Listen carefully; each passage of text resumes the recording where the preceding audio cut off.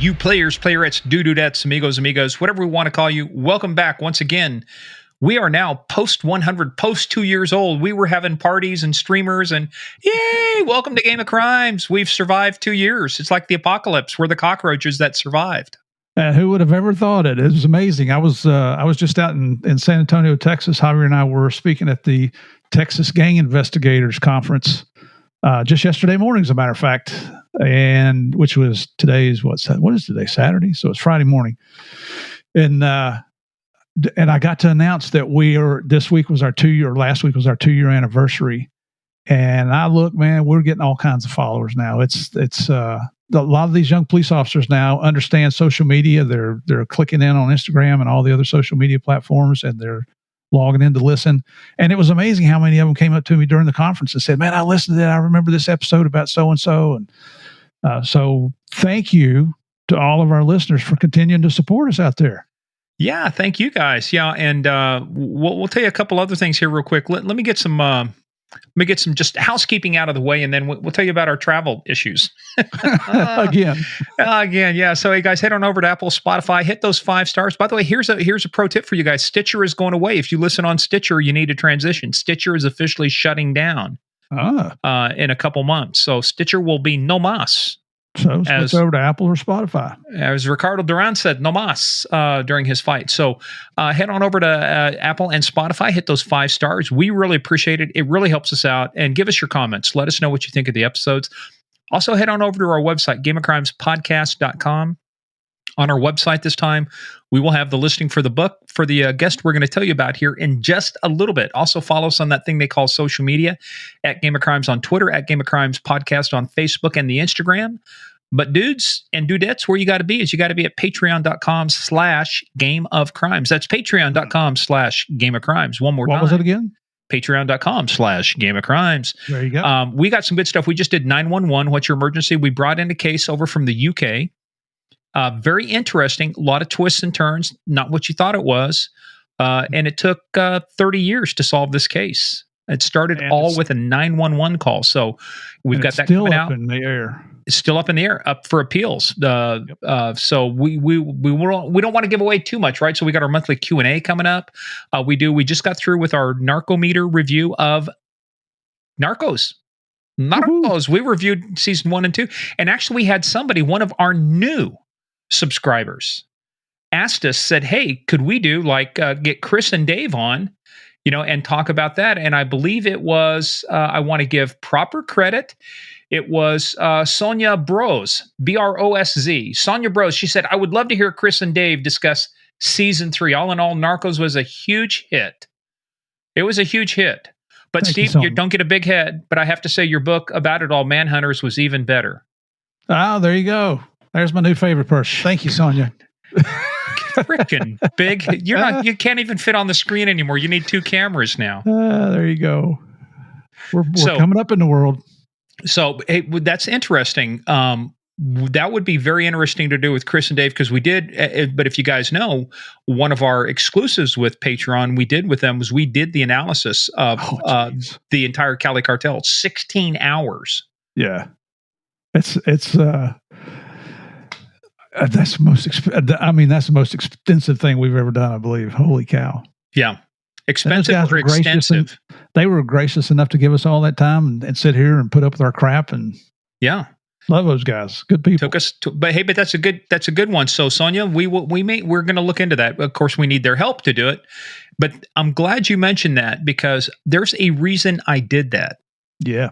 Reason I talked about that, because method behind your madness. Method to my madness. And you're going to understand the method to the madness too. If you listen to you have to listen to our 911 Patreon episode to understand part of our psychology that we used. But the reason we said that is we were out at the Southern California Gang Conference. We're going to dispense this week with Small Town Police Blotter for 2 reasons. Number one, we've kind of got a pretty long episode. It's 2.5 hours.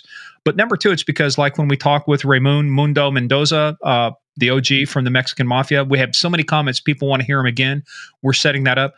This deals with a lot of death, deals a lot with subjects it's like we did when we talked with Natasha Herzig.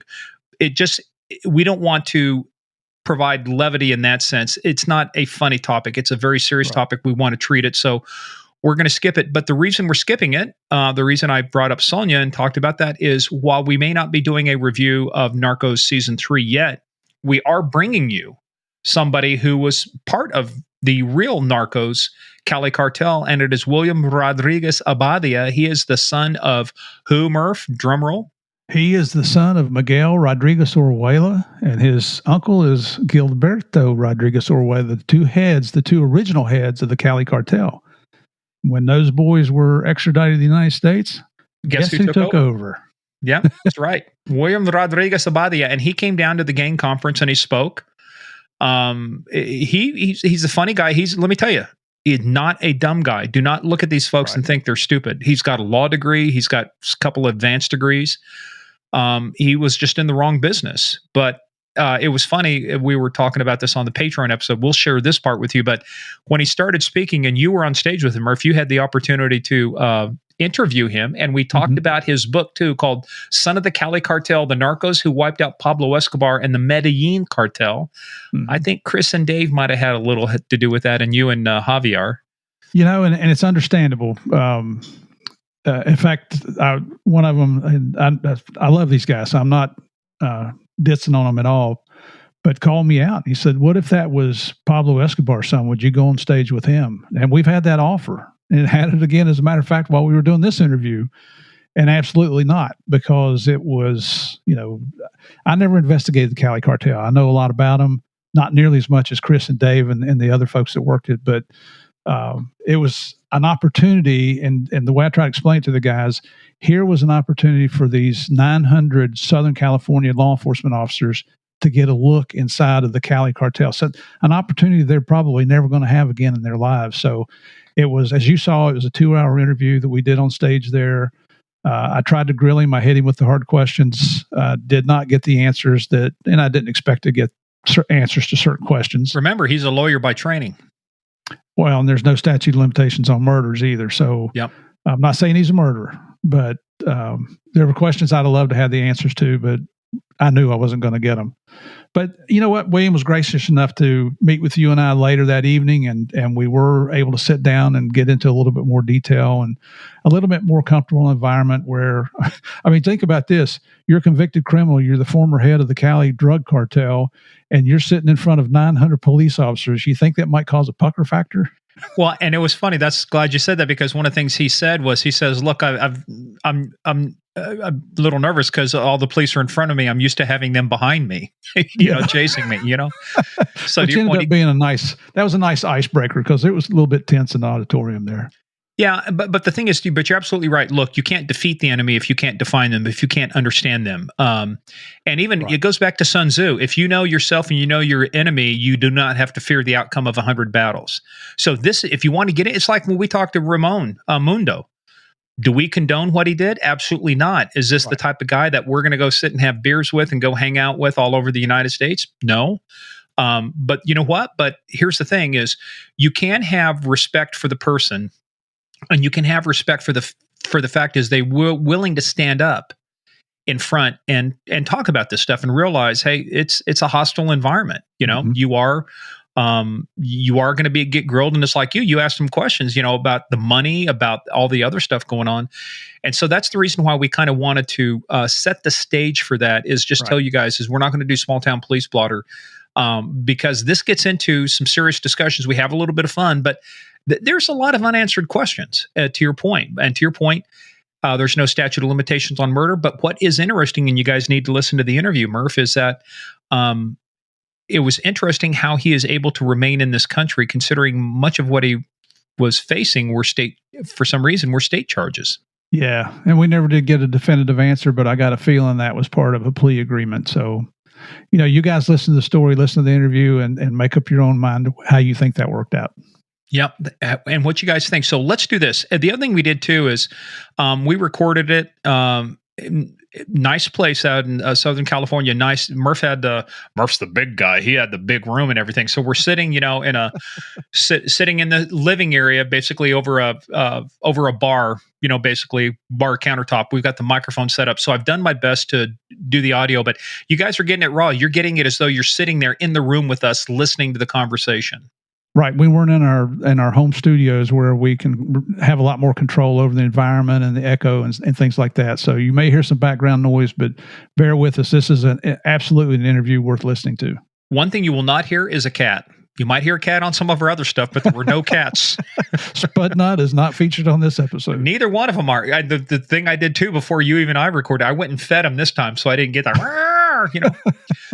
But hey, guys, let's get into this. And here, keep this in mind too. Remember now, when you listen to Steve and JP when they talk about bringing down the Medellin cartel, there's a lot of factors in play with that, including, as we were discussing in our Patreon episode reviewing of season 2. But you had Los Pepis, you had a lot of the other folks now that start getting involved. There's a lot of factors in addition to the Cali Cartel that are involved in this. But hey, guys, nonetheless, it's a great story. But here's the thing: you're hearing it from somebody who was shot 6 times, survived an assassination attempt. 2 of his bodyguards were killed. This guy was a major target, on the run for 4 years. Where else are you going to hear an interview like this but right here, Murph, Game of Crimes? That's right, everybody. So if you're ready, let's get in, sit down, shut up, and hold on. This is one you're not going to hear anywhere else. Mr. William Rodriguez.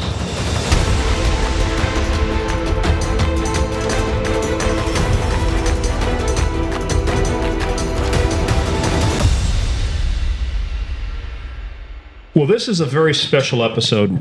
This gentleman we're about to introduce you to, Murph, is sitting here with me and our guest. We're at the Southern California Gang Conference. He was special guest on stage today with Murph. Murph, you got to interview him for like 90 minutes. Yes. So there is a book he has. And guys, this is going to tie into episodes we've done with Chris Feistel about the Cali Cartel. Dave Mitchell. Well, that was on. Now that's on Patreon. So quick, cheap advertisement. Patreon.com/Game of Crimes. You can find our 15-part series on the Cali Cartel. You'll find our 12-part series on Pablo Escobar. And remember, episode number 1 we launched our podcast with was an interview of Javier and Steve about Pablo Escobar. Well, this brings this full circle because this also ties into Paul Crane and Abe Perez and the takedown of El Chapo, because one of the people involved in El Chapo, we're going to talk about a little bit too. But let's get to this. I'm going to let you introduce yourself. Just tell us your name first, and we're going to make the tie-in. So let's introduce yourself. My name is William Rodriguez. I'm a lawyer, and I'm from Cali, Colombia. Yes, you're from Cali, Colombia. You have a book called Son of the Cali Cartel, and who was your father? My father is Miguel Rodríguez Orejuela. He was one of the founders of the Cali Cartel with my uncle Gilberto, and you guys mark me as the third man leader in the Cali Cartel. So that's something that I have to live with, and that's my story. Well, just remember, we're here for you, William. Yeah, this is about your story. I'm joking. But if you guys will go look at our episode page for when we talked to Chris Feistel about the Cali Cartel, you'll see the wanted poster. And remember the wanted poster with your father's picture up there? One of what are they called? The 4 horsemen, the 4 gentlemen of the Cali Cartel. Mm-hmm. So let's get into that, because it's obvious. We're going to talk about this in a minute. You were convicted. You went to jail. You did your time, and you're out now. But let's go back to Cali. Let's go back to Colombia. I don't want to go back to like when you were in diapers, and you're. But let's talk about. You had an interesting analogy. You talked about The Godfather.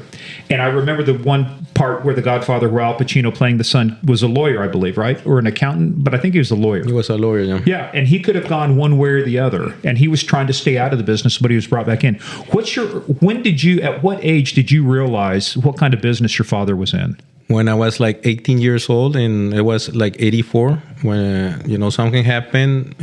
Pablo Escobar decided to kill the Minister of Justice that moment, and it came a war. The government decided to make a war against drug trafficking, and my uncle was already indicted over here in the United States. And who's your uncle? Gilberto Rodriguez. Okay. So he had to go in hiding. I believe he makes one of his worst mistakes. He decided to hide in Spain, living a crazy life as a millionaire, and he's captured. So that day, I found out the truth of who he was, and because the day he was a prosperous businessman, he had banks, he had big corporations, and at night he was one of the jockeys of the apocalypse, no? Like you say, he was one of the main guys of drug trafficking in the world.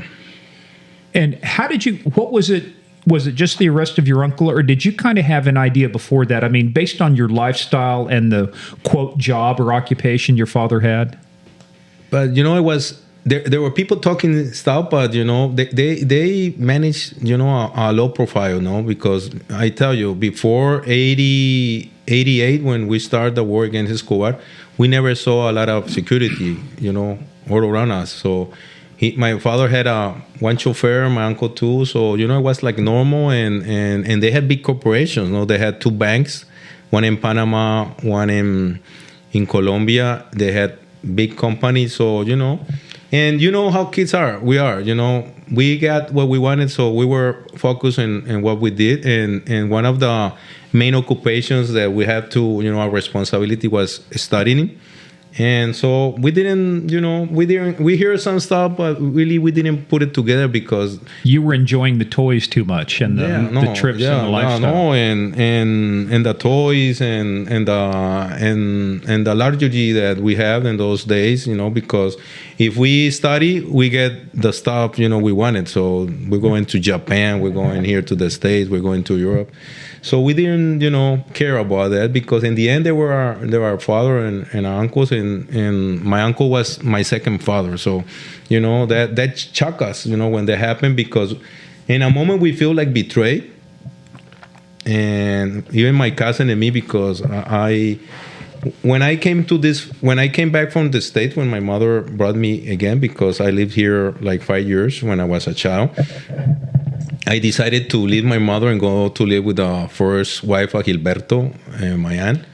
And so they were going to move to a house. So the youngest one, had to share the same room with me.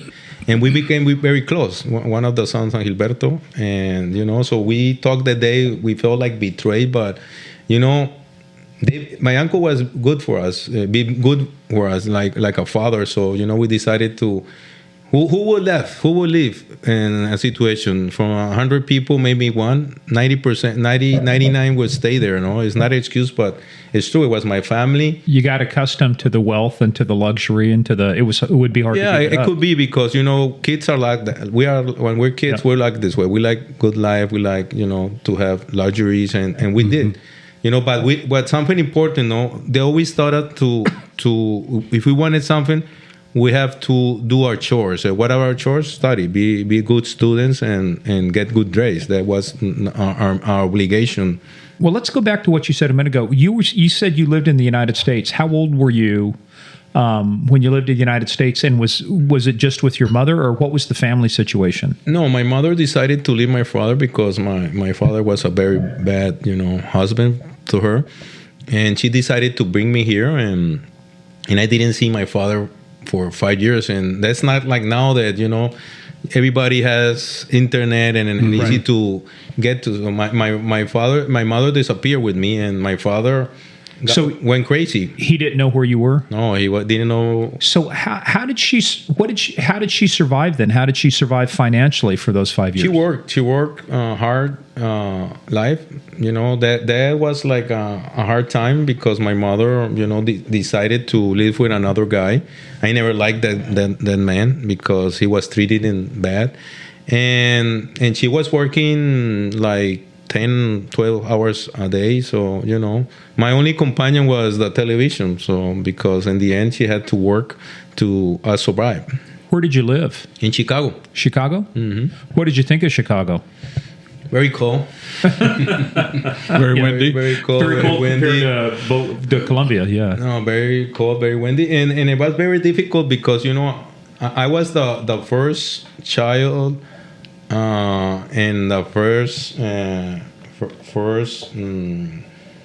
in my family, in my mother's side, so I was, spoiled because I had 3 aunts, my grandmother, and, I lived with them. And for me, it was a shock when I went back to when I came here, because I was by myself, because my mother was always busy. How old were you at that time? What grades were you in? Like 6 years. So you would have just started school then, like kindergarten and first grade? Yeah. How was it going to school? I mean, because you didn't know English at that time, right? Yeah, but when you're a kid, you take it fast. In 6 months, I was speaking perfect English. That's why I speak no more English, because I live in Florida, but nobody speaks English. I do. I'm in middle Florida, Central Florida, though. Yeah. So, what were the circumstances then of how you reunited then with your father after 5 years? It was complicated because I felt like guilt. I was a little kid, but I felt guilty because I lied to my father, because my mother came first to the United States, and then I came with my aunt, and I had to lie to him. So I felt like I was a little kid, but I really feel like guilty because I lied to my father. So I waited like 6 months to get in touch with my mother. Was, hey, do it, because my father was a successful businessman. He had a lot of companies. And when you were in Chicago, was he in the drug trade at that time? Yeah, because my uncle started in 73. Okay. My uncle was one of the first ones to start this business. Somebody came down from state, a friend of him called Girardo, and the guy said to him, I got the business that we have to get in. And so my uncle was very, very, how you say the word? He was, he very went for it. Business savvy. And he wanted to make money. And so they bought a car in Panama. They put 2 kilos in there, and they go from Panama to New York, 8,000 kilometers. Wow. That's the first. Kilos? It's the 2 first kilos that the Cali Cartel, brought to the States. You know who that sounds like? That sounds like what George Young, Carlos Slater was doing with vehicles. Holy Remember cow. what he talked about? They would. You remember Carlos Slater? Mm-hmm. So that was one of the things I think George said Carlos was doing was he was buying cars here, and then putting cocaine in there and then shipping, or vice versa. Yeah, vice versa. Yeah, buying cars there and then shipping it into the United States with cocaine. That was the first 2 kilos the Cali Cartel brought into the States in 1973. But can you imagine driving that far from Panama? It was to New York crazy. City? It was crazy. That guy almost died in that eventually because he didn't have a lot of funds. Right, yeah. That's a dangerous highway. You know what he told us he ate? He only ate bread and Coca-Cola. That's the only they ate. Wow. It was very complicated, but he made $120,000 in 1973. 73, wow. And that's when the Cali Cartel was born. Wow. Jeez. So, see, that's something I never knew. So, I mean, you go back to 73. So what happened after that? So how old were you in 73? I was like 7 years old. Okay. So you had no idea, obviously, at that point what was going on. Yeah. I was here in the States. Okay. Did you know it at that time that your dad had driven all the way up there? No, okay. Because I didn't know where my father was. I had like 6 years old. I didn't know what they were doing. But this crime organization started by my uncle. My father was studying law, and then the same. My uncle didn't want my father to get involved because he wanted him to be a successful lawyer. My father is a lawyer. So, this guy, I don't know how he saw it, my uncle, and he had my father on the side too for a period of time, like 3 or 4 years before he needed him, no? Mm-hmm. So then they started, and then this guy said, I'm not going to do this adventure anymore. So they started with passengers. That's crazy, no? This story nobody knows. They were bringing them in records. Vinyl records? Yeah, because in those days, they did Cali, Panama. Panama was the States in those moments, so they did the international flight into Panama. Mm-hmm. The guy came with they had somebody in the airport. The guy came with the record. And remember there was like those kind of big jackets. Yeah, the big ones. The dust jackets. Yeah, so the guy brought it in. He put it in the chair, and they made he get out in Panama. Now it's a national how you say it, a national flight into international flight. Yeah, it's not an international now. It's how you call it, a normal flight in domestic flight. So when the guy came into Miami or to New York, they already had the. He didn't get searched. No, he took the and put it in that way they were doing, and they did a lot of that. And then, when they had a lot of money, you remember this guy Leather? Yeah, Carlos Leather. The guy bought an island in Norman's Cay. In Bahamas, and then my uncle bought a ranch in Alabama. So they were taking planes from that island to that ranch in Alabama, and they were putting 300, 400 kilos. In Alabama? Mm-hmm. And they're taking it to New York. Wow. That's a whole lot better than driving. Nobody knew that, no? Well, it's the first trailer for the season, for the series Narcos. At the end of it, Boyd Holbrook, who plays me in the show, his statement is, the United States, we didn't know what we were in for. No, and 73, at that time period, nobody knew. Nobody knew what cocaine was, really, in 73. You know what happened? In those days, there was an epidemic of heroin. Yeah. And so you were focused in that part. And so my father and uncle, my uncle had like highway from 73 to 79 because nobody was after them. So they were making money. But then something happened. An epidemic of cocaine came into New York, and so they brought the attention of authorities, and they captured this guy Giraldo. And then my father and Jose Santa Cruz, a boy being captured, and that was like the first great operation into 79. No? Then they changed the operation way. Wow. So now we were talking too. What were the circumstances that finally led you to going back with your father? So you're in the States for 5 years with your mother. You felt guilty about lying to your dad, but how did you come about getting contact with your father again? My mother decided to go back, and she was poking at me. Hey, come on, go talk to your dad. So I didn't want because I feel I betrayed him. But in the agent convinced me, and then I called the pharmacy office. And say, hey, I'm William Rodriguez. I'm Miguel's son. I want to talk to my dad. So, like in 2 hours, somebody called. It was one of my aunts.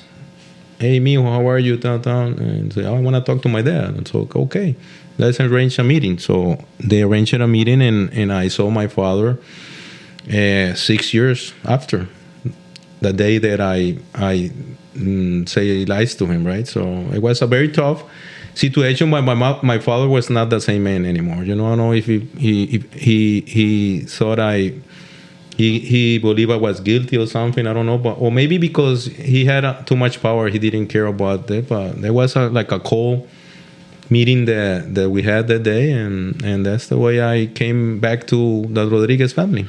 So when you mentioned the pharmacy, that was a family business, a chain of drugstores in Colombia, correct? Yes, sir. And those were some of the drugstores that Pablo ended up blowing up later on. He blew up like 200 something pharmacies. Wow, I didn't know it was that. Yeah, he blew one, and we put 3 more. Yeah. Well, now, did the meeting, when you met your father, did that meeting take place in the United States or back in Colombia? No, in Colombia. You know, something that nobody knows. My father never came to the States. Never? Wow. My uncle. Who drove up who drove all the way to New York on that first Gilberto, my uncle. Your uncle. Okay. Yeah, my father in those days was, because in those days we had all the operation. We were making the cocaine, bringing pasta from Peru.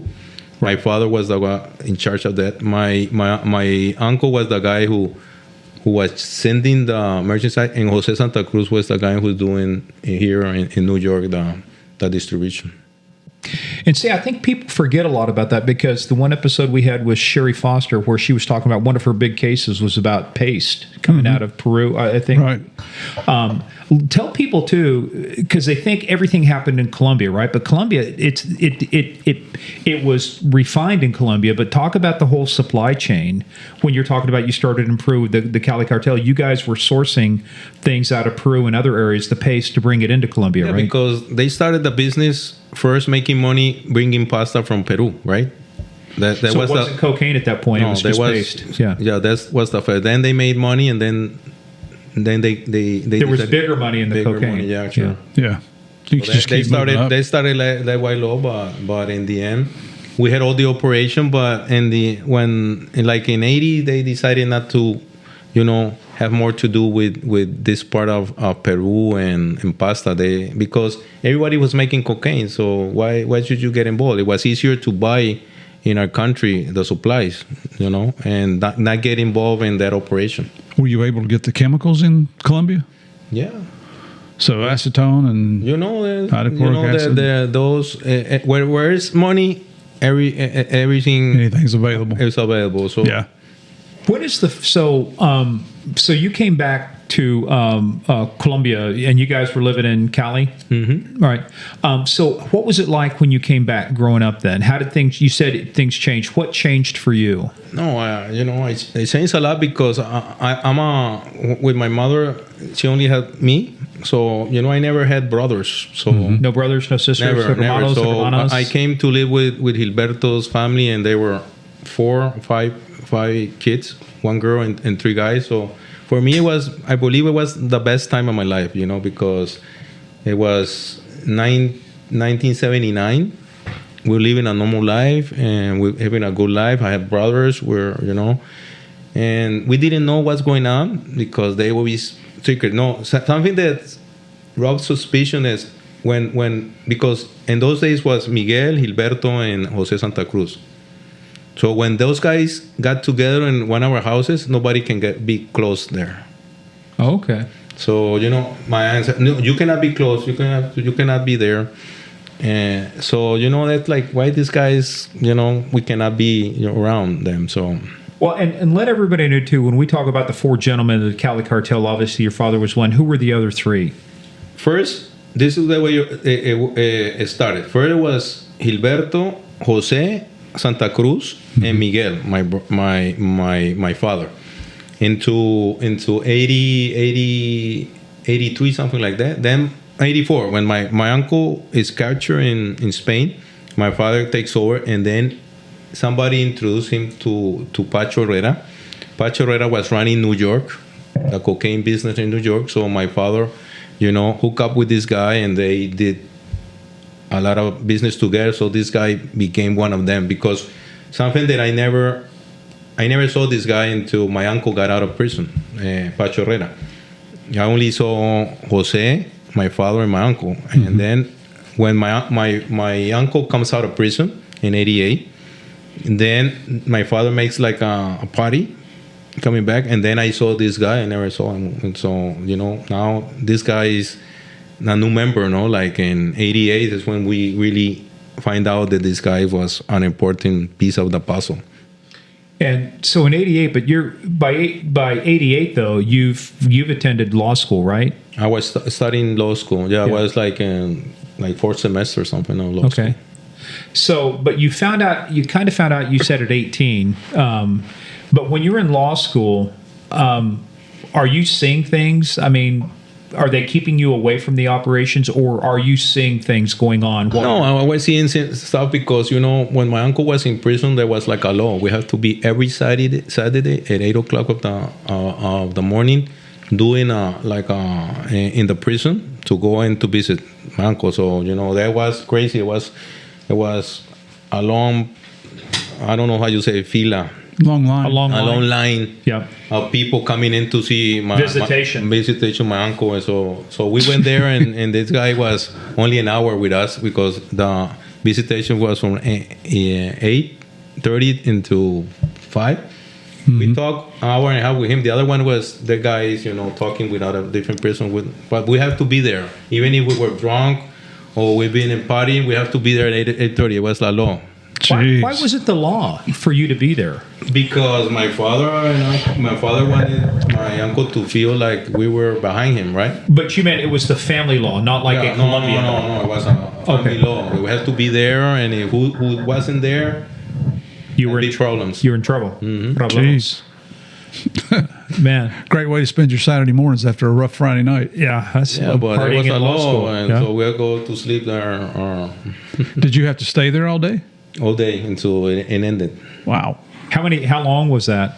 It was 3 years. 3 years. Yeah, it's crazy. One of the most one of the most powerful drug trafficker did 3 years for what he did in the 70s over here. Wow.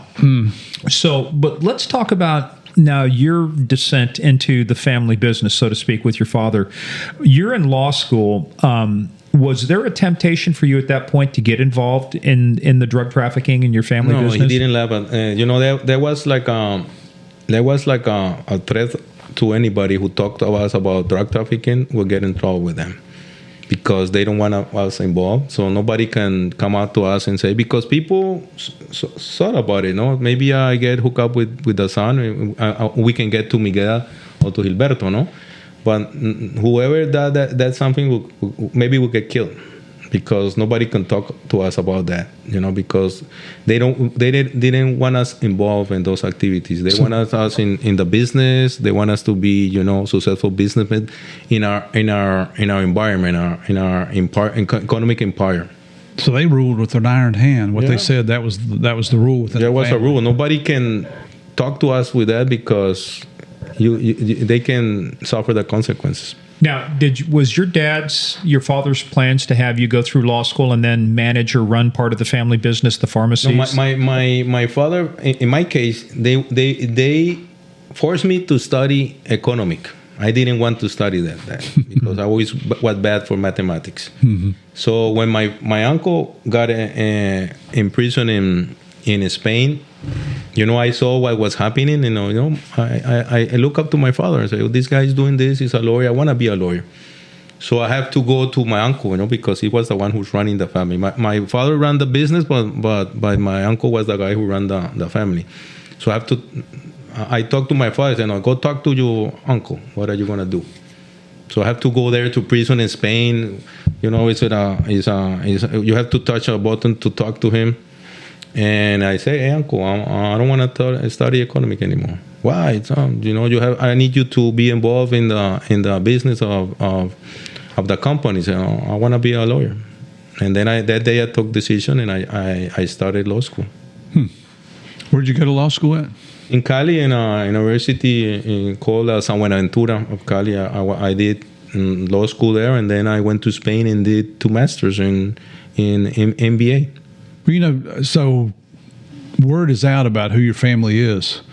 How were you treated when you went to law school? Were they differential to you, or would they stay away from you? No. Some people didn't. Some teachers were mean. Some teachers were, And so, but it was handleable because people respected them because who they were, and so nobody was messing. But we have to have good grades, because if we didn't have good grades, we don't get the last one.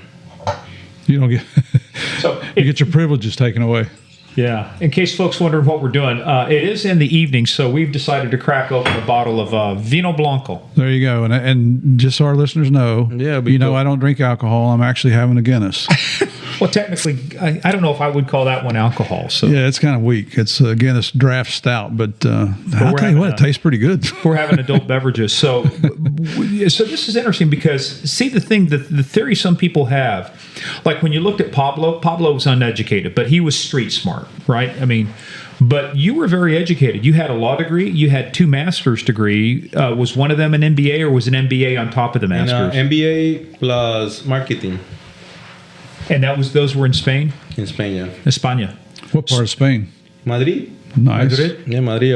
I went to, it's called Instituto de Empresa. That was an important institute there. So at what point during your education and during this were you tempted at that point? I know they said they were keeping people away from you about the business, but at some point did you become tempted by the business? No, I became a lawyer, and then a lot of people were looking for me because they wanted the relations that my father had. Mm-hmm. I was inheriting those relations in the legal system in Cali, so I had a lot of opportunities to manage important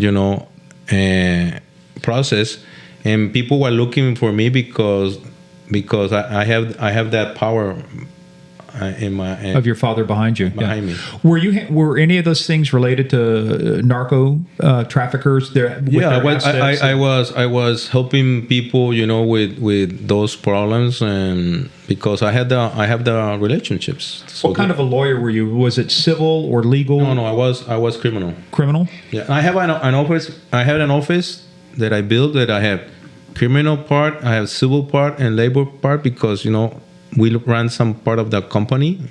So that was my company. You know why I made it? Because I was always the rebel. And I was a rebel because you know what my uncle did? He wanted us to be involved in the business of the company, so he controlled us because he's giving us a salary, right? So we have to. So I didn't want that. I wanted to be independent, and I was making money by my own, being a lawyer. But when you say he involved you in the business, the legal business, the legal business, not the drug trafficking. Gotcha. How was the money from the legal side? Were you doing well for yourself at that point? Yeah, a lot of money. We're making a lot of money in our companies because, we is part of the companies. We never saw they put the money in. That was done in the 70s and started 80s. So. It's not we're looking for excuses, but my cousins, even me, we never saw when they put the money in, right? But those so big companies that it went so well that we didn't need to take out the profit because we had the other money, right? So we were investing. That's why it grew too much. Mm-hmm. Wow. Did your father have you handle any of the business for his business, the pharmacies or anything else at that point? I managed because we had like real estate companies that I managed because there was when we're doing the pharmacies, we had it was a perfect business because we put the real estate places to put the pharmacies, so they were paying the real estate company that I had, for the rent, and then we have the other. So it was a beautiful circle. Very good family business. Making a lot of money. We were making a lot of money. And that's the irony of this whole thing. Your legal businesses were doing so well, but yet your father and your uncle are running one of the largest cocaine production and distribution centers in the entire world. Power. Yeah, power, ego, and greed. Power, ego, and greed. Yeah, that's the truth. And Escobar. Yeah. Like I told you in the interview that we did, they were there. They were trying to be legit in '88, but Pablo is like the Godfather. When you wanna get legit, something comes up, and Pablo came up and blew up all our plans. Yeah, let's go before we get into that. When did you first learn not only heard the name Pablo, but understood who Pablo was, what he was doing? We found out who was Pablo when he killed the Minister of Justice. Rodriguez Abadia, but not because my father told me nothing, not because we saw the news and we didn't know what happened because my father and uncle had relation with these guys from Medellin because my uncle was cleaning their money through the Bank of Panama that he had with the Ochoas. My uncle was very close to Jorge Luis Ochoa, so my uncle was cleaning their money in the bank. Right. So they had relations, and in '82 something happened. One of the Ochoa's sisters were kidnapped by one of the guerrillas. And then the guerrillas, the FARC, or no, the other one, M19. M19, yeah. And that was the creation of the extraditables, right? No, it was the MAS. Oh, kidnappers. Yeah, Muerte a secuestradores. Death. And then Pablo made a big call to everybody to a meeting, and then my uncle and dad went, and they had to put money for that operation because they were not going to accept that the guerrillas get involved. So it was a war against the M19. Yeah.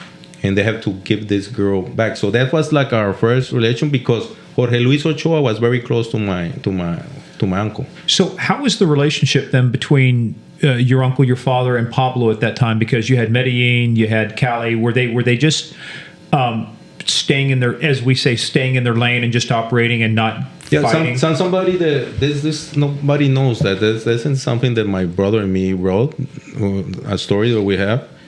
And you know what happened? When that happened, they got close. When that happened, creating this movement against kidnappers. So they make another meeting and they say, okay, Paulo is gonna take Miami. We're gonna take the Cali Cartel is gonna take New York, and LA, is for anybody. So we divided the territory in that moment. Well, and that's when George Young was. That's who he was helping then at that point, right? Murph was. He was Pablo's conduit into Miami, and also he was going out into L.A. L.A. Yeah, he was primarily on the West Coast. So, and like William just said here, that was open territory. Open territory. So it sounded like you guys had kind of created ground rules, to operate. But during this, at some point, when was your first exposure to the business? In other words, when was that, when you look back now, when was that first bite of the forbidden fruit that started leading you down that path that eventually got you involved? That was like in 94. My father was crazy, They were putting those things that wanted. So this guy, first he put a mustache on. He never used. He always was, clean shaven. He paid for that. Well, and let's put this in perspective too, because 94 is a year after Pablo's killed, basically. He's killed December 93. December of 93, yep. Right? And so you've been there. You've been in Colombia for how long by that point? 2.5 years. 2.5 years. So now I wanted to kind of bookmark that before we start talking about that. Did you ever hear about Murphy or Pena, or hear anything about DEA with Pablo up until I saw him in Netflix when I learned about them. I saw him in the Narcos. Yeah, very well-looking guy in Narcos. You saw Boyd. Yeah. Saw my good friend, the actor. Okay, so 94. So let's talk about that then. So, but let's go back to that, because December of 93, Pablo's killed. How does that impact your father, your uncle? How does that impact you guys? Pues we believe that everything was going to change, because we got rid of this guy. Every day we was, change how? Pues we believe they were going to surrender, because my uncle was always talking about surrender. Every time we met, I'm going to surrender. I'm going to take advantage of that law that if you surrender. But that was...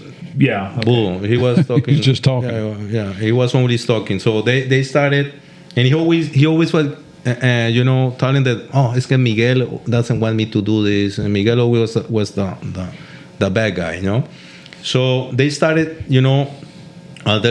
directly negotiation with the Colombian authorities. The grave was in there. Remember Gustavo de Grief, the Attorney was General. there.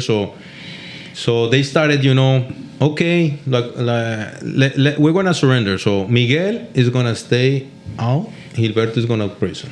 Then, no, we're going to go hard arrest. So they started playing around. And the government got tired of that. And then you guys decided we're going to go with this, the Cali Cartel. And then something happened that...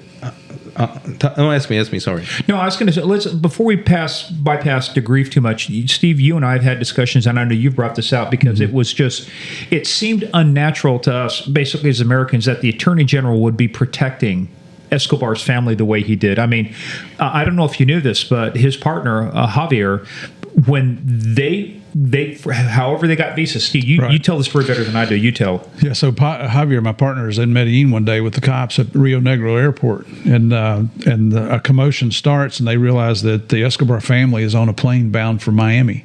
Mm-hmm. How did they get visas to the United States? And to this day, we still don't know.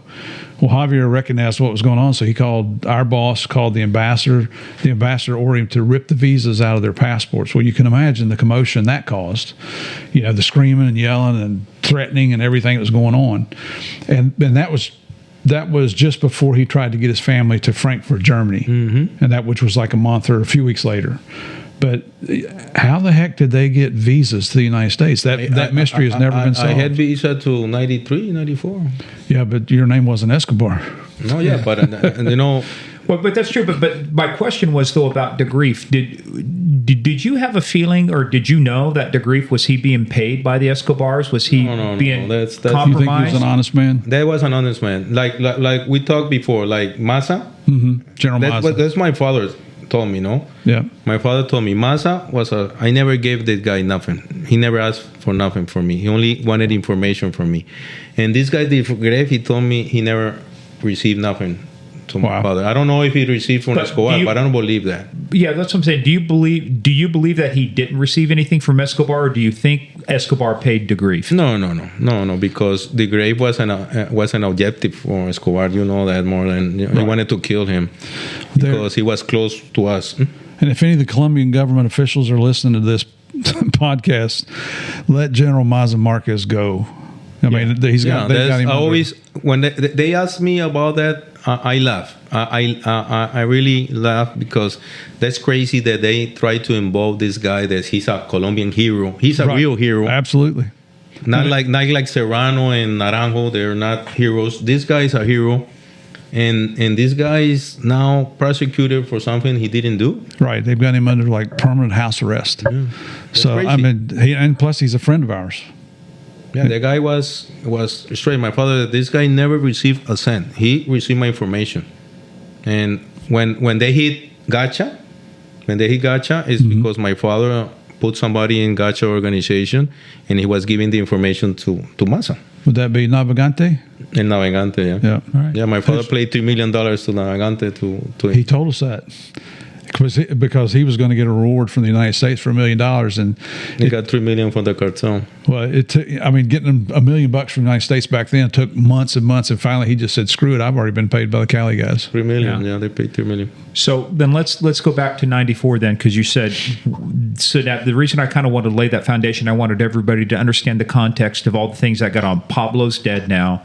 You've got all of these things going on. So '94, what was the bite of the apple that got you started in this? Because I believe, and this is not an excuse, because I don't have excuse of what I did. That's why I have to pay for it dearly. But I believe I wanted this guy attention, right? I wanted my father. I was desperate to have his attention. I never had it. So that's when the 8,000 process happened, the 800 process happened. So, I read about that, but I didn't understand. I don't remember that. Yeah, that happens because remember when my father had lobbies that called Alberto Giraldo. Mm-hmm. That guy was the guy who was in charge of talking to police. When he got to prison, I got his job in the end because the guy was, the guys who was talking to the important politician. Mm-hmm. And then you guys, the ADA, knew where this guy was going. He was going to a girl he had. And he had a message from Samper to my dad and uncle, and that guy immediately went to he wanted to get paid, so he called my father. Hey Miguel, I have the wonderful news for you. I don't know, and so my father, hey, where are you? And the guy said, no, don't worry, I'm on a safe phone. And then my father, no. My father had a plane in the airport for him. Because this moment we're making a deal with the government to surrender, and we needed a law. So that's why we gave $10 million to that campaign, the pressing campaign, because we wanted a law to help us. And just to clarify that's when Ernesto Samper was running for president of Colombia, and the Cali Cartel donated $10 million to his campaign. And is that the documentation Chris and the guys found hidden in the? I think so. In the ledger books. Yeah, the ledger books. Yeah. So. Where's that? Where's that information? In a ledger book, I think. Was it? No, yeah. I don't know. Was it not? No, because I'm going to tell you where. Because when I'm going to tell you a story later on when we're going to talking about when they were after my dad. Okay. Where there was a suitcase. That we never found out where it was. Who had that suitcase? Because in that suitcase there were the proof against Samper. And that wasn't taken by the Americans during one of the raids? I don't know who took that, or was Serrano, or somebody took that. Well, we thought it was when one of the raids on the Coleta, that was discovered in one of the desks. Yeah, I thought it was too.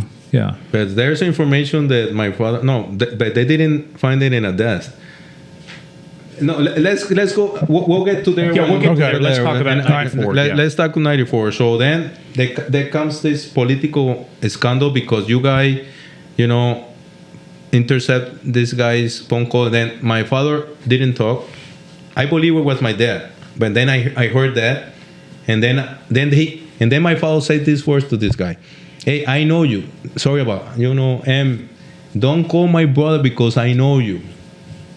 "Oh, don't worry, Miguel. I won't call him." My father hit the phone, and then immediately he calls my uncle. Is that the call, Joe Toft? It could be. I had never thought about that, but it could be. And that Because there was a call that got leaked to the media, a tape of the intercept of the call. I'll tell you that before. So, all right. so then he calls my uncle. "Hey, Gilberto, I got wonderful news for you. This is incredible. You have in your hands who is going to be president of Colombia." And then my uncle says this word: "Where are you? Are you in a safe phone?" And this guy said, "Yes, I'm in a safe phone." So my uncle threw everything Talks openly. So that's when you got the tapes that they give to Pastrana. Mm-hmm. This guy, I cannot accept something. I cannot accept this guy, this Pastrana guy. I'm gonna tell you why later on. But then this guy comes out and they robbed the elections for me, and then and then it became an international. I believe that was the moment when the Cali Cartel lost everything, because you guys figure out that the power that we had. So you decided we're gonna go for these guys and we're gonna destroy them. Mm-hmm. And it was later that in '94, when Joe Toft was retiring, that he came out publicly and made accusations against the government because there was knowledge of what was going on, and obviously people were denying what was going on in the Colombian government, which got him in hot water. A lot of hot water. So let's go to when I buy the like the apple. The apple, and then they comes, they change all the high authorities in police and the people who were in our pocket, and they bring these guys Serrano on board and all that stuff, and then they start persecuting my dad. They're putting the words on him, and so my father was first. They put out the reward, and he was there, and then he decided to pay, so they put a mustache on him. He never used nothing of that. Only when he captured. 15 days before he was captured, he let the beard grow. He always was the way he is. He always clean shaven. He always clean shaven. And then he decided, I'm gonna fight because this is illegal. They're putting out this reward. So he made there's a legal stuff in Colombia called a tutela. Tutela? Yeah, tutela. That's something that when you feel that one of your rights are violated, you can put it, right? So he makes an arrangement with somebody with a judge, because you have to go to a judge and say, "Hey, my rights are being violated." So he calls me, "Okay, son, I need you for this. I need you to help me with this. You have to go and put it in this how you call that, a judge, where the judge rules, like an injunction. No, where the judge is he makes a decision. No, how you call where the el juzgado, hombre, you see, sometimes I forget this Spanish English goes. It's okay, but they file an action. The judge makes a decision. Yeah, no, but he says, I need you to go physically to the office of the judge and put this in. So it's like put an affidavit in, or something like that. So I go. Oh, you put it's like a legal paper. Yeah, so legal paper. So the guy to take the decision, he has like 10 days to make a decision. Right. You bring the complaint. So the guy had somebody that knew that judge, and it was bribed, no? So my father called me. I need you to do this. Only go and put this thing in that office. And okay, I did it. I went there. I put it. And then what happened? They took another phone call. My father talking to this guy who helped him, talking about that. So boom, I got in trouble. They brought an investigation against me.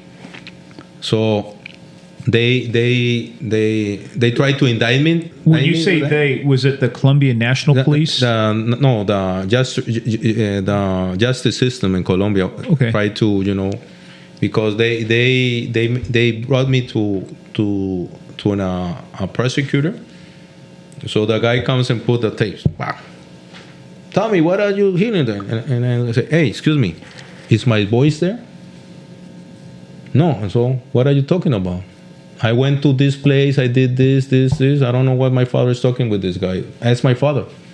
That way I got, but that was like the first time that I helped him with something illegally, trying to bribe somebody. That was my first, opportunity to show him who I was. But you said something interesting earlier. Did you do it? Because at some point, as a lawyer, you have ethics. There's certain things you can do and can't do. You're an officer of the court, like here. But you said that you were looking for getting attention from your father. It reminds me of some kids when they act out. It's like they're acting out to get the attention from the father, right? So did you do this to try and get in good graces with your father to make him feel better about you? I had, like you say, daddy issues, did you say? Yeah, daddy issues? Yeah, daddy issues, yeah. I did an interview about that, and it's crazy, how sometimes you try to bring that attention to your somebody that you love and you don't get that attention, and that's what I wanted to do, get his attention, that I can help him. How did you feel, though, after you did that the first time? You knew it was illegal and you did it, so did you struggle with it ethically or morally? No, because frankly, I believe I was doing the right thing because I was helping my family, right? Mm-hmm. It was like a crusade because, that's what they made us believe. That we were everybody was against us, and we had to, fight back. See, I like what you said there, because that's the mentality a lot of people do when you want to rally people, whether it was Hitler, or anybody else. It's like, hey, everybody's attacking us. You give them the mentalities that we're fighting back because it's okay for us to fight back because they're attacking us, right? So, so that was the first time. What happens after that? So that's 94. What happens? Then what happened later? They continue pressure us. They're going to our houses, they're going to our offices, they're hunting these guys down, and then boom, Gilberto, is captured. What happened when Gilberto was captured? How did that affect you? How did that affect your father, your family? Did it change your operations? How much more involved were you now at this point? No, in that moment, not too much because they were operating independently of us. We were taking care of the companies. All the authorities coming to our houses. All those processes. It was very difficult, and I was in charge of that, like the legal part. But when and it was like June of 95 when this guy was captured, and so I called my father. I pick up because my father he talked all day for a phone. I don't know how you didn't be able to get that guy. He talked all day on the phone. He has like different jumps all around the city. And he was also operating late at night too, right? Calling overseas. No, he changed his circle. He used to sleep until 12 and work until 1 or 2 o'clock in the morning because it was easier for him to be outside. And that's how he got caught. No, he didn't get caught that. I'll tell you what he got caught because don't believe Salcedo, my friend. No, it's not. It's not. No, it's not. Don't believe Salcedo. Yeah. This guy knows Salcedo. Yeah. No, it's not about Salcedo, but it was information Salcedo gave because when you're looking for somebody who's operating late at the night and all the other lights are out in the building and there's only 2 lights on. Yeah. Yeah, but Salcedo know what building he was in. Maybe that's true. Maybe you guys saw where... Yeah, we talked with Chris and Dave, the ones who did that, and that part of it was some of his information helped, but he didn't know everything because he kept his protection circle really close, but they were able to identify where he was based upon, as they looked at where the lights were, they traced, who was in that apartment, and then they looked at, your father had some unique diets, some dietary issues, and he had staff, to cook meals for him. So that was his operation, the way he operated, and his things that were unique to him is also what helped identify where he was at. Yeah, but so give up the building where I was the guy who got that building for my dad. Yeah. So this guy, my father made a mistake believing this guy, because I told him that he was the guy who was writing on him. He didn't believe me. Well, what made you think that?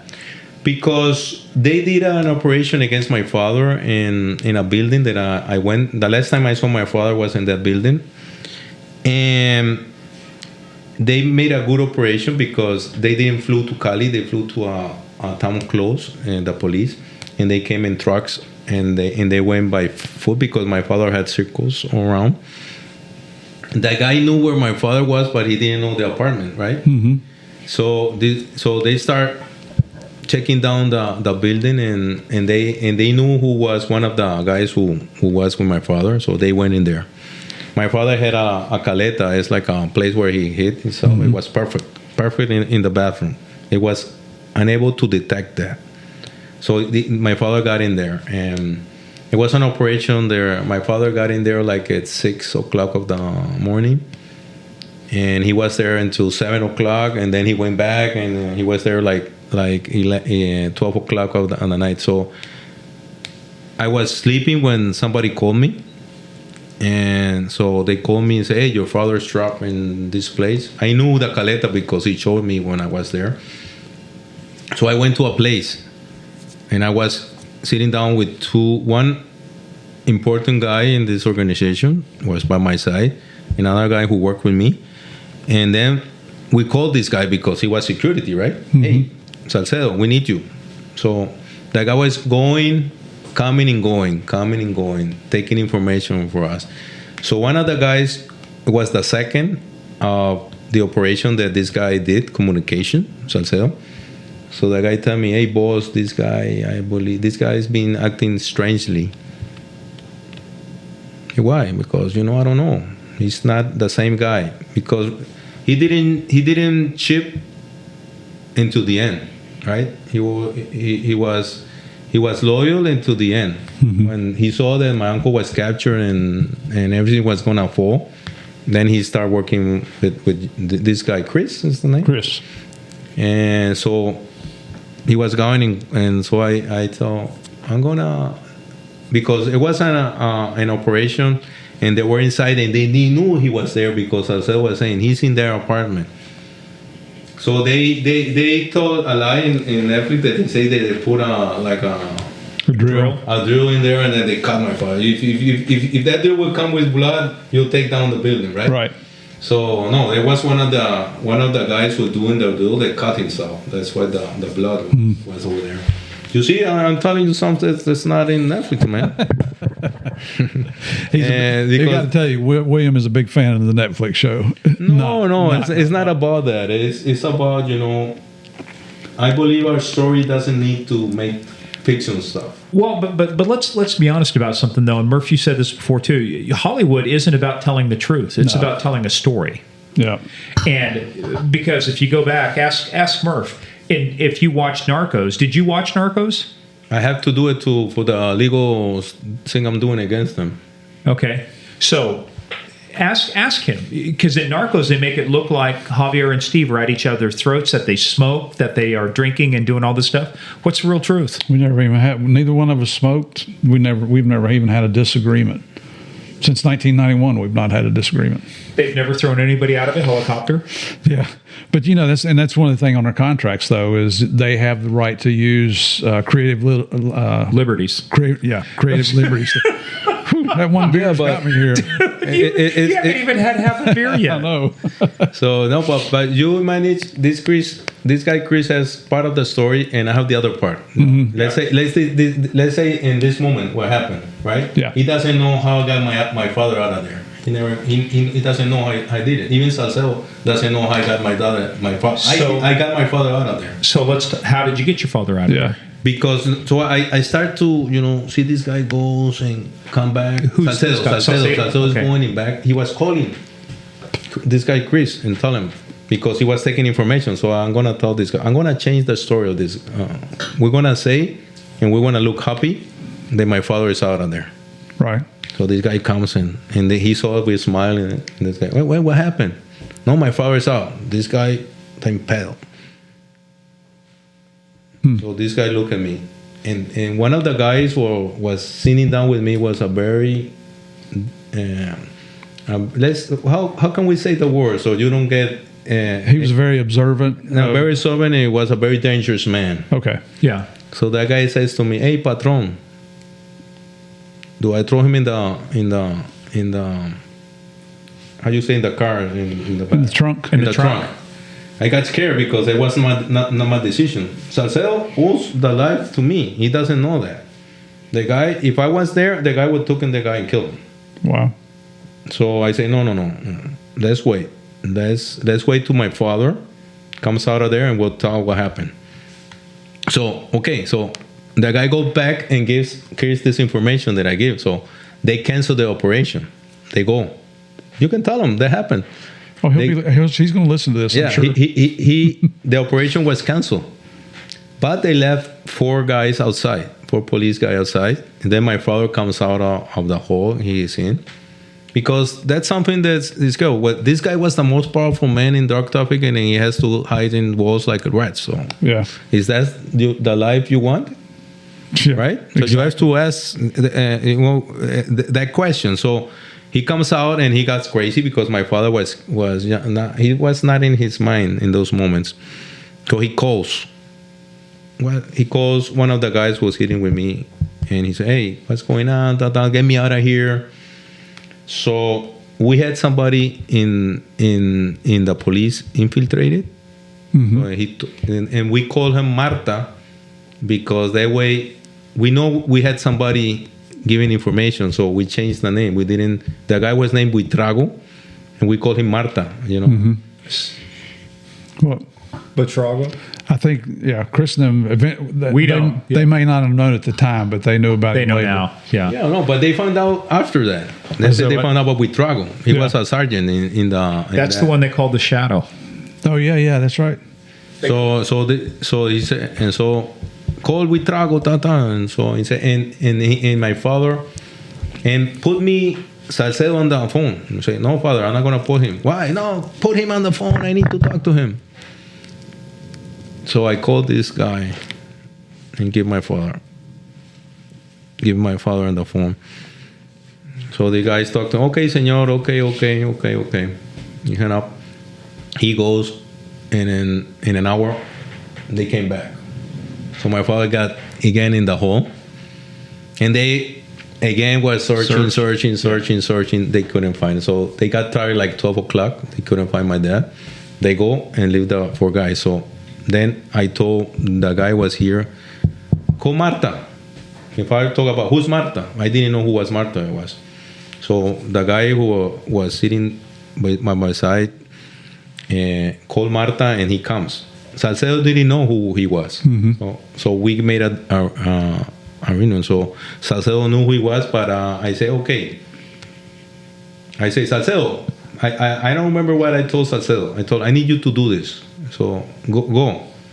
So he goes, and then we start making, because I didn't trust this guy anymore, right?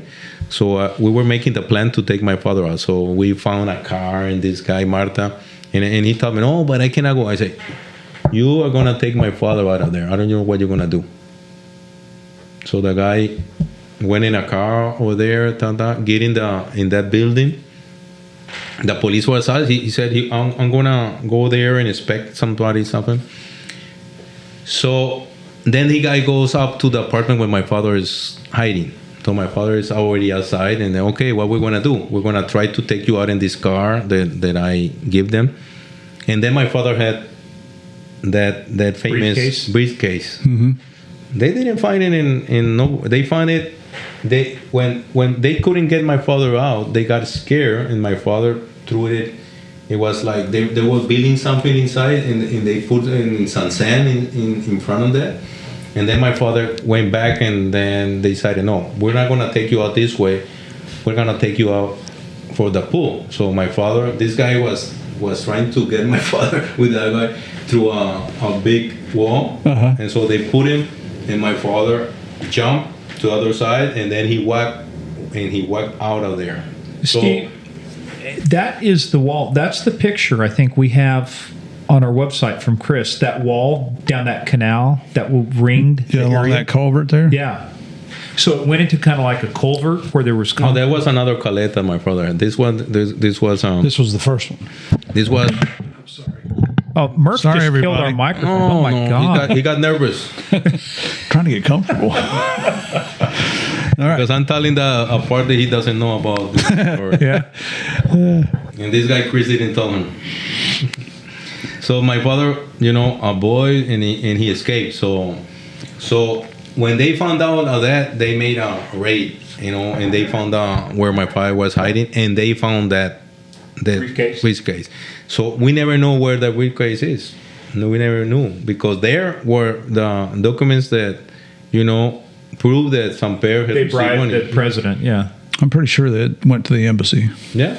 Yeah. Or maybe Serrano has it and blackmailed the president. Well, it depends on who was there from the Colombian National Police, because they could order them to turn the documents over, but typically they would give us an opportunity to photocopy everything and then turn the originals back to them. Yeah. So I don't remember. I don't remember. Nobody never knew what happened with that information. With the original documents. Yeah. Yeah. I don't know who had them, or Serrano blackmailed the president, or something, and he could do it. I believe Serrano can do that. Well, that was General Serrano, right? Yeah. Jose Serrano. What they say? El mejor policía del mundo, the best police on the world. You don't agree with that, huh? No, not a second. Did you pay him off? No, not us. The North Valley Cartel. North Valley? Okay. How do you know? A little bird. I hope he sued me. Well, no, but I mean, when I say how do you know, was North Valley competitive with you? Were they in competition? No, but you know what we know? Because when Chepe was killed, our associate, our friend Danilo Gonzalez, you know who he is? Former police major. Yeah, that guy, very, very close to Serrano and to Naranjo. And when they killed our associate Jose, he was turned to the police, and they made that stupid thing that he was shot for the authorities. That was a lie. He was killed and then gave up to the police. Mm-hmm. So that's when we knew he was corrupt. And he can sue me. And if he sued me, I'll make a detector of lies. Lie detector? Take a polygraph? Yeah, I'll take it. Okay. Because I'm not saying nothing that is not true. So this is all going on. So your father finally gets out, right? That time? What happens after that? Yeah, he got out, and then I called my father and told him, hey, this happened, this guy. And he said, you always talking bad about people. That's what he told me. This guy has been loyal to me, and okay. Yeah, and you're talking about Jorge Salcedo at this point, yeah. Yeah, because, I didn't have the decision to take care of him. I don't know. Maybe that's the best decision I made in my life, or maybe the worst one. Yeah, I don't know. That he trusted Jorge more than he trusted you. Yeah, but that's what my father was. Because you talk bad to somebody, he always defend that person. But I knew in his mind it was working. So he should have called Salcedo and say, "Hey, you piece of garbage, tan." So he knew that I was the guy who ratted at him. So that's why he hates me. Yeah. Yeah, you know the guy. You figured it out. I don't know who. You never talked to him? No, I read his book. That's all, and talked to Chris. We don't have any contact with him. Chris, he's a protected witness, no? As far as we know, witness protection, yeah. And so when you go into WITSEC, what they call witness protection, it is near impossible. The U.S. Marshals run that. And I don't want to know even where he is. Yeah. Because I don't care. We could call in all the favors we want. They're just not going to tell us. Right. Yeah. And that guy can go to Colombia, and for my part, nothing is going to happen to him because I don't care about what happened. That's the past. Well, you don't want to go back to prison either. No, I don't care about that. I want to be with my kids and my wife. Yeah. Well, but that's interesting. We're going to talk about that in a minute. So let's talk about because once the operations like that start, I mean, you can now see the end is coming for the Cali Cartel. Yeah, as it was structured at that time, right? Yeah, I knew because my father was, it wasn't in his mind because I went 15 days before, I'm telling you, and talked to him and tell him to surrender because he escaped like 3 times. Salcedo was in top giving, but that's one of the places that you told him he had. In a bathroom, he had something where he can go out into the thing that you described. Into the culvert. Because we never understand why he was so confident to be there. Because he took a lot of people there. And so, but, even I didn't know he had that place to escape. Oh, you didn't know about that? No, I didn't know about that. Later on, I find out about that later on. Mm-hmm. Because we're always talking about, my father, why he stays there. We didn't understand. Because a lot of people has been there in that place, so somebody could betray. The more people that go there, the more somebody bigger risk. Yeah. Did he have a pattern of changing residences every so often? No, he was in that place for a long time. Like, let's say, before Pablo was killed, he was there. Oh, really? That place. Wow. He was like 4 years, and I didn't understand why. Holy cow, that's a long. Because he had that escape route. Yeah. Right. Well, he was comfortable thinking that if something happens, I've got to collect. I got to wait till I get out. I got out. Because Chris, when we were talking to him, there were some of these elaborate ways under a hot tub, under a tub. It was there. Yeah. Yep. So. Yeah. So you'll notice a little bit of a break there. That was what we call a pause for the cause, with a little bit of vino. And was necessary. At guys our age, we need to relieve the bladder. But so we were talking about Salcedo and your father there. You mentioned something I think on there. He'd been there for 4 years, in that same place. But what happened after that? So did Bertrago finally get? He finally got him out of there. No, right? He got him out of there. Like I told you, he threw a big wall and he helped him more. And this guy got out there. But Salcedo now knew who was our informant in the police. Right. And my father made a mistake. He went to a place nearby where one of his wife was. And then he called Salcedo, and Salcedo took him to the final destiny, right? From the place where he captured. So Salcedo knew where the building where my father was, but he didn't know. He didn't know which apartment. Yeah, it was the 10th floor where my father was hiding, because I was the guy who got him that place. Now, who did you get? So one of the things we were noticing when they were looking at real estate records and stuff, when you got that apartment, whose name did you put it under? No, we made a contract because it wasn't ours. There was a girl a lady that I helped her. Her husband was killed. He was a drug dealer, and I helped her a lot. When in the process, a legal process, getting some money back and doing all the errands, the stuff. And so she owed me a favor. She didn't know. I thought I wanna rent your apartment, because the apartment wasn't ours. So, I had that one, and I had another place where my father could hit, because I was the guy who was getting the places for my dad to hide. Were you arranging the engineers to come in and build the Coletas? No, that was my dad. He had somebody who was he was a magician. To do that stuff. It was perfect. Those places were perfect. So, but let's talk about that for a second, because we talked about your first bite of the apple. How long did it take from that first bite of the apple till what we're talking about now? Was that less than maybe 18 months, less than 2 years? No, there was no. Well, we're talking about 6 months. 6 months.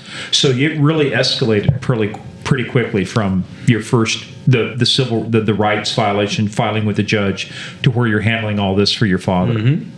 Yeah, because people look up to me. I don't know why. Because people who was by his side, wanted to brought me in. My father was the people who was helping him, going to me, because my father was, in a desperate situation, because 3 times he escaped from being captured. So those people were looking for me for answers, right? Because nobody was. My uncle was in prison. My father was desperate, hiding himself. So who was left? Yeah. Me. Yep, you're the next logical person. So they were going to me. What can we do, sir? Because they didn't know what to do. No, the cartel was now doesn't have a head, because my father was desperately hiding, trying to survive. So, but your father and your uncle, but there were still 2 others, right? Yeah, but Chepe was captured already. Okay. Santa Cruz and Pacho, I never trusted that guy. Okay. So he had a different operation. He had different people by his side, So we didn't have contact. I saw this guy like 3 times in my life. But at this point, when things were going, and I didn't trust him. So at this point, when things were happening like that, at what point do you get involved in the actual drug operation? No, I never did drug trafficking. You never involved in any of that? Never. Because you're not gonna believe this. Because authorities don't believe this. But the last shipment that my father sent was in 96. He sent 100 kilos to Houston and some toxic chemics. Yeah. But they say that he was sending 150. A guy who sent 3 tons, 1,500 tons of cocaine was sending 150 kilos. So that's something doesn't add up. You see, but and it's understandable. I'm not judging nobody. Hey players, that is the end of part 1. Part 2 comes out, as always, on Tuesday. In the meantime, go check us out at Game of Crimes on Twitter, at Game of Crimes Podcast on Facebook and the Instagram. Also, go check out our website, gameofcrimespodcast.com. We've got a lot more information there, including our book list. Any book written by our guests will be listed there. In the meantime, go check us out also, patreon.com/Game of Crimes. It's where we put a lot more content you won't hear on our regular podcast. We go into a lot more topics, and folks, it is a lot of fun. So go check us out, patreon.com/Game of Crimes. In the meantime, everybody stay safe. We'll see you tomorrow for part 2.